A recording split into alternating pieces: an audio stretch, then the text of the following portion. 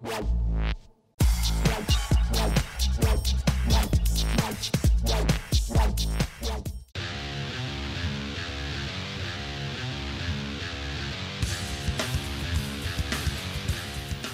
сме чували за живите мъртви. Някои твърдят, че са ги и виждали. Наричат ги по различен начин. Ходещи трупове, неживи, гулове, но най-известното им прозвище се обозначава с термина зомби. Обикновено свързваме зомбитата с едни от най-нелицеприятните ужаси. Разложени хора, завърнали се към живот, за да се хранят с живите. В най-общ план, такава е и съвременната концепция за този тип чудовища.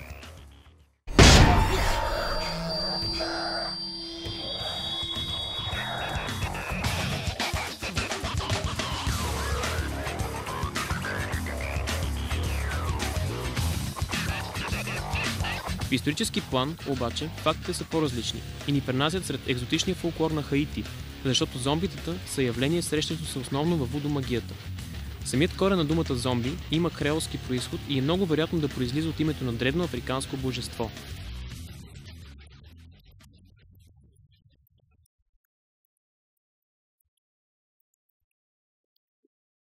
Поверията разказват, че човек се превръща в зомби под влияние на черна магия, дело на вудомагьосник. Така след смъртта си, той се завръща отново сред живите, но не помни своето минало. Лишен от разум и воля, а поведението му се диктува от неговия господар. В редки случаи зомбито възвръща разсъдъка си за момент, но само ако се срещне с нещо силно развълнувало го приживе. Магьосникът, който го е съживил, обикновено използва зомбито като роб, но клетите живи трупове често се скидат и безцелно. Научно погледнато, зомби феноменът има съвсем рационално обяснение. Под въздействието на силен наркотик, човек може да изпадне в състояние подобно на кома и неговите жизнени функции да отслабнат до толкова, че да го обявят за мъртъв. А щом влиянието на наркотика изчезне, човекът се събужда и всички около него изведнъж решават, че това е дяволско дело.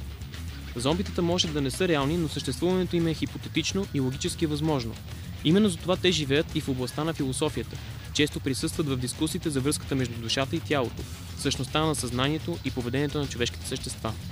А това води до паралел и с християнството и притчата за възкресяването на Лазар, едно от великите чудеса на Исус. Самият Христос също постига възкресение след смъртта си, но за разлика от хаитянските вярвания, тук възкръсването е свързано не толкова с материята, колкото с душата.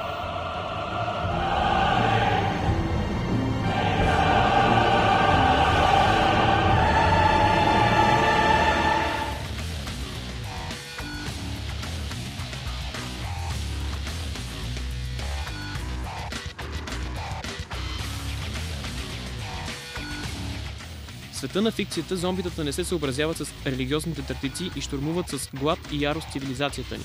Едно от най-ранните зомби създания в литературата може би е безименният хуманоид на доктор Франкенщайн, който скоро завзема и киното. Филмите експлоатират темата по различен начин.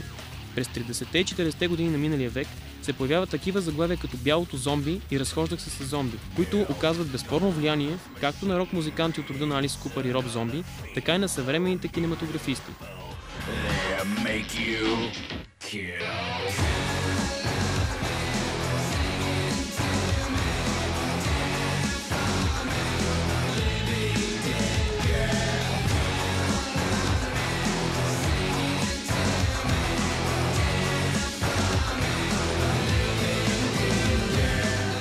Човекът, който полага основите на модерния зомби жанр, се казва Джордж Ромеро. През 1968 година филмът му Нощта на живите мъртви променя не само жанра на ужаса, но и цялата концепция за ходещите трупове. Чрез своите филми Ромеро превръща зомбитата в ужасяващи киночудовища. Деконструктивни по своята същност творения с неотолим апетит за човешко месо. Именно това ги прави толкова страшни. Те са бавни и лишени от интелект, но тяхната сила не се крие в бързината, а в численото им превъзходство, в упоритостта и кървавия глад за плът. Но какво все пак ги кара да се хранят с хора? По-късно някои филми се опитват да отговорят на този, меко казано, уместен въпрос. You can hear me. Yes. Why do you eat people? Not people. Brains. Brains only. Yes. Why? The pain. What about the pain? The pain of being dead. It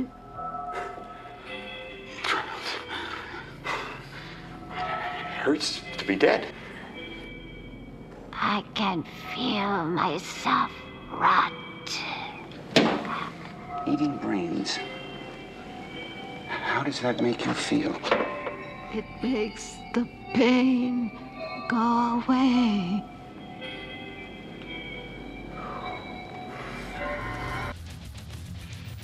Завръщането на живите мъртви е един от първите, които започват да пародират.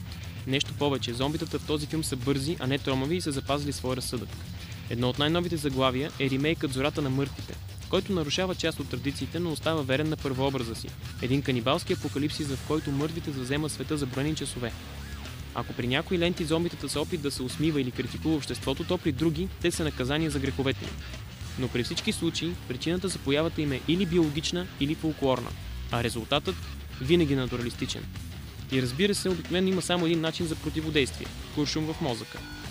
Все пак в днешно време хуморът също е съставна част на жанра и ако ви е писнало да се стряскате, можете да се посмеете с такива заглавия като британската сензация Шон и мъртвите.